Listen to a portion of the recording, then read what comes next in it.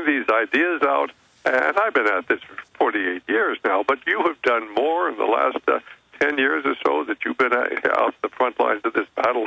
And basically, of course, we carry most of your DVDs. We think it's important. The most exciting thing is people all across America are waking up, and your message appeals not only to the right-wing conservative, but to many left-wing liberals. And we agree on many issues. There's only many times how to address the issues. But I will tell you that you're coming to Santa Cruz. You're going to be here a week from Sunday. They've already sold out the Coke Pit Grove. They're going to have to do it a second night. And I'm hoping that your message is going to have a profound impact on where this community I live in is one of the most liberal communities in the entire nation.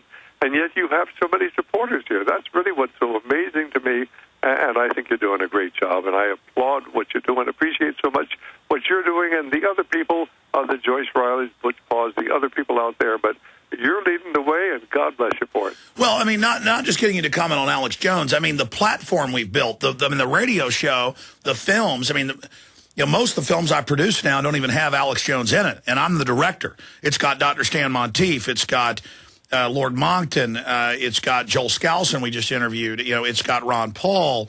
It's got Gerald Salente. I mean, this is a platform to reach out to people, and the young people love the show, but it's wide spectrum to try to run up against the dinosaur media. So I was getting you to talk about just the overall phenomenon of, on YouTube and Google alone, in the last 2 years, over 200 million of my films have been watched in video clips conservatively. 200 million on 2 platforms alone, not counting syndicated radio, not counting shortwave, XM radio, Sirius, not counting, the fact that they capitulated and put me on without censoring me. Yeah, I mean, it just shows how far this message has come. And I think really what's so exciting, having been at it for almost half a century, I'm more encouraged now than I've ever been before. People in America are beginning to wake up. They know something's wrong. They know they've been lied to. They know they can't trust the media.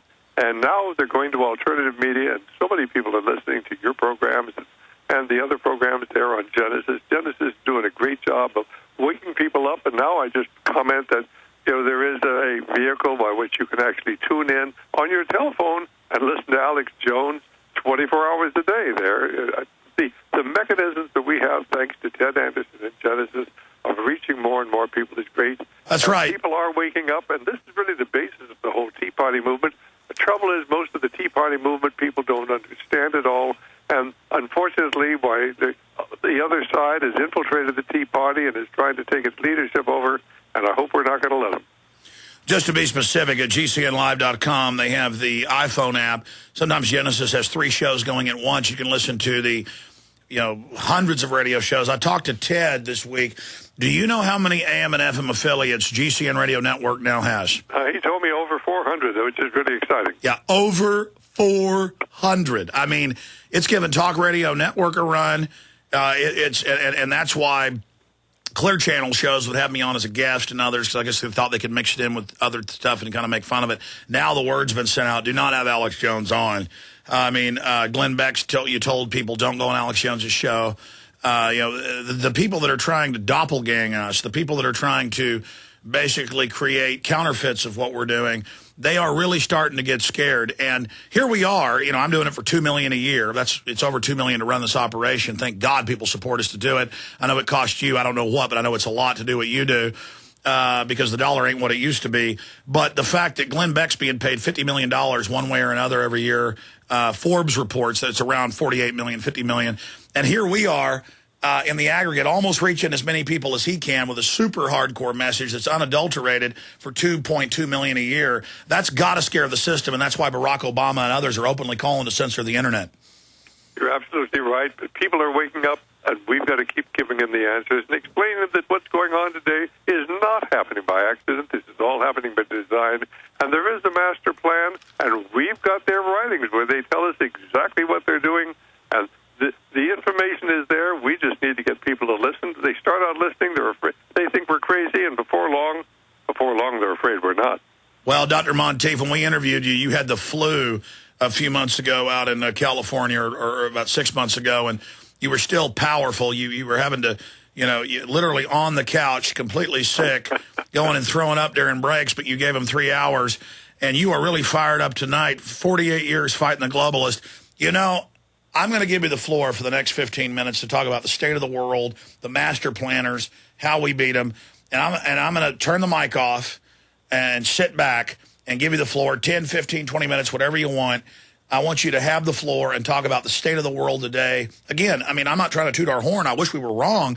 Everything we've talked about, everything you've written about in your books, in your tens of thousands of radio interviews, it's all coming true. How did you wake up?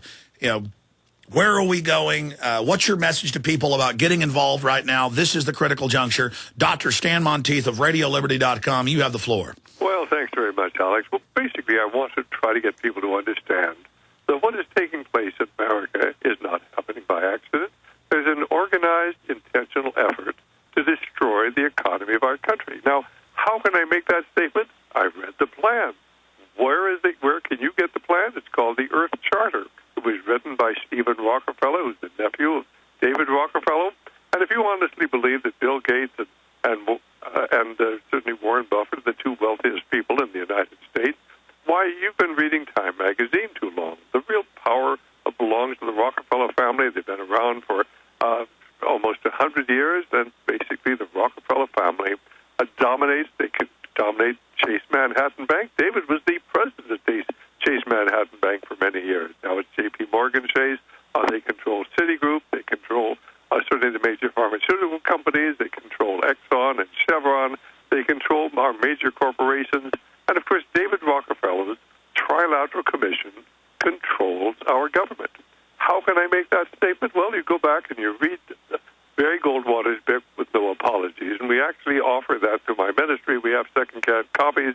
And on page 280 of that book, why Barry Goldwater talks about, he says, you know, the Trilateral Commission is domestic, but the Council on Foreign Relations is domestic, but the Trilateral Commission is international. And their goal is to take over financial and commercial interests of the world. He doesn't say it, but he's talking about the world, by first seizing control of the government of the United States, by first seizing control of the political government of the United States. Barry Goldwater, 1979. What have they done since then? Well, the North American chapter of the Trilateral Commission, which was birthed by the Council on Foreign Relations in 1973, and the Council on Foreign Relations is a front for a secret society that was created by Cecil Rhodes back in 1891, dedicated to taking over control of the world. Cecil Rhodes wanted England to control the world and to bring America along. The plan changed after the First World War, where America would take over control of the world and bring Great Britain along. You can find this documented in a book called Tragedy and Hope, A History of the World in Our Time, written by Professor Carroll Quigley, the leading historian of the 20th century, historian who actually discovered the secret society that controls the world today. How do I know he controlled it? Because I went back to Georgetown University of 1980. I went through Professor Quigley's papers before they were censored, and I found all of his correspondence with Sir Alfred Zimmern, who was a member of the secret society, who told Professor Quigley all about the secret society and who was in it. And then, of course, in 1921, why this secret society, which had a front group called the Round Table created the Council on Foreign Relations, which then birthed the Bilderberger Group and then birthed the Trilateral Commission in 1973. Of course, at that time, the chairman of the Council on Foreign Relations was David Rockefeller, and David Rockefeller financed the Trilateral Commission and is the honorary chairman of the North American chapter today. Now, between 1977 and the year 2008, why every president and or vice president of the United States came from the membership rolls of the Trilateral Commission. Actually, 6 of the 8 presidents of the World Bank, 8 of the 10 chairmen of the American representatives to the World Trade Organization, 7 of the 12 secretaries of state, and 9 of the 12 secretaries of defense all came from the membership rolls of this North American chapter of the Trilateral Commission. And today, 12 of those people are people who surround Barack Barack Obama. Don't let them dissuade you. They want to point to Barack Obama, and they say, he's a socialist. He's a communist. He's a Muslim. He was born in Kenya. He doesn't have a right to be the president. They're playing games with your mind. I mean, the important issue is Barack Obama does what he is told. He is controlled by the Trilateral Commission. In fact, General James Jones, a four-star Marine general, heads the National Security Council, and a speech in February of this year, 2010, at a Munich Security Conference, talked about, the chain of command in the National Security Council. Now, remember, the head of the National Security Council, General James Jones, meets with Barack Obama every day and tells him what to do. And General James Jones says, we have a chain of command in the National Security Council through Brent Scowcroft and Sandy Berger, and we got our orders from Henry Kissinger every day. Well, Henry Kissinger's a Republican. Well, people don't understand. We have a one-party system with two branches, and it's all political theater. Barack Obama, up until recently, got his orders every day from General James Jones. Now, the Deputy National Security Advisor, Thomas Dumoulin, is going to take over. General James Jones is leaving. And it just so happens that Thomas Dumoulin comes from the membership list of the Council of the Trilateral Commission. If you want to verify what I'm saying, go to their website, trilateral.org. Trilateral.org. There's a place at the bottom of the page there, and they will email you the membership list of the entire Trilateral Commission. They have branches here in the United States, in Europe, in Asia, but the really power structure is right here in the United States because they're using the financial and military power of the United States to bring about a world government. That's what it's all about. These people hate America, and they want a one-world government, a one-world religion, and a one-world leader because the background of this entire movement, going back to Cecil Rhodes in 1891, and then, of course, the people who came to surround him, they were all involved in the occult, tapping into the other spiritual dimension. They were basically, whether they knew it or not, involved in satanic and Luciferian worship. And that is the basis of this whole movement today, towards the one world government, the one world religion, and the destruction of Christianity. That's why they took God and prayer, the Ten Commandments, out of our schools. Nobody will tell the American people why the Supreme Court took God and prayer, the Ten Commandments, and the Bible out of our schools. That was because the Masons, the Freemasonic secret society, controlled the United States Supreme Court from 1941 to 1971 in majorities of 5-4 to 8-1. At one time, 8 of the Supreme Court justices came from the secret society, which, of course, is dedicated to the worship of Lucifer. Now, for the average Mason, they'll say, that's not true.